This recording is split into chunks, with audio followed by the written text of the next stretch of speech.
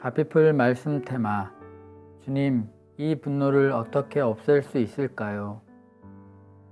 우리는 분을 내는 것을 부끄럽게 생각하거나 자책하는 경우가 많습니다.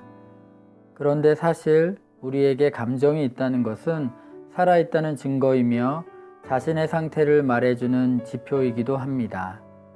만약 우리에게 감정이 없다고 생각해 보십시오.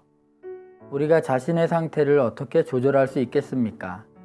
그리고 어떻게 서로 교감할 수 있겠습니까?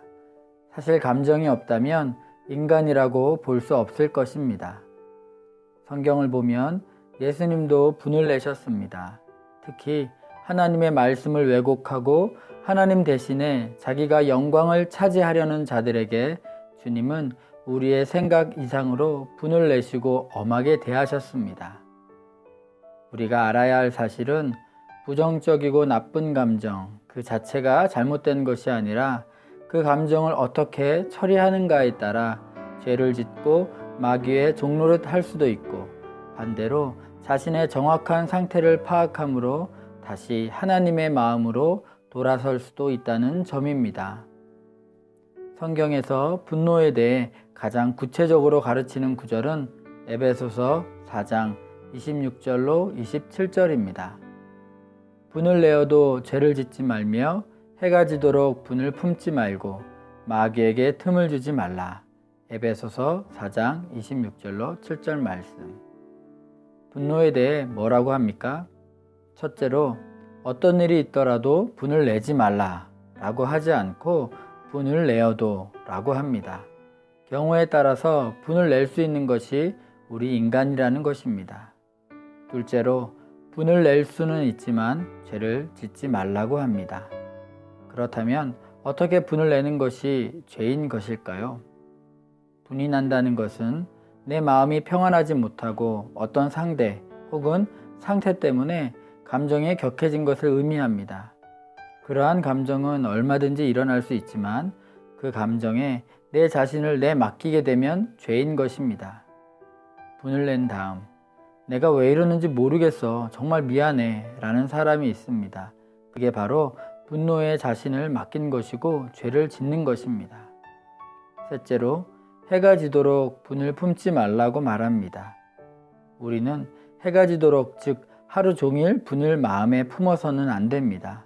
분을 품는 것, 즉 계속 그 분노를 붙들고 기억하고 되새기는 것은 하나님의 마음에서 벗어나는 것이며, 그렇게 되면 우선 되뇌 변연계에서 좋지 않은 스트레스 호르몬이 분비되고 육체의 자율신경계, 뇌분비계, 면역체계가 망가지기 시작합니다. 넷째로 마귀에게 틈을 주지 말라고 합니다. 계속적으로 분을 품게 되고 그 상태로 나를 넘기게 되면, 즉 잠자리에 들게 되면 잠재의식 안에서 상황에 따른 분노의 감정을 프로그램화시키는 과정을 거치게 됩니다. 그렇게 되면 비슷한 상황이 생길 때마다 자동 반응이 일어나게 되고 그곳은 더 이상 하나님이 통제하지 못하시고 악한 영이 통제하기 시작합니다. 일단 마귀가 우리의 감정을 붙들면 그것은 상처와 쓴뿌리가 되고 스스로 통제하기 힘들어집니다. 분노는 더 큰 분노를 만들어내며 가면 갈수록 전보다 더 작은 일에도 분노하게 됩니다. 우리는 절대로 분노하지 말아야지 라고 결단하기보다는 분노를 어떻게 처리하는지를 배우고 훈련해야 합니다. 분을 낼 수 있습니다. 그러나 그 분노가 내 마음을 사로잡지 못하도록 하십시오. 분을 내는 것은 감정의 문제이지만 그것에 내 마음을 빼앗기면 죄의 문제가 되기 때문입니다. 그리고 분한 감정을 계속 붙들고 있지 마십시오.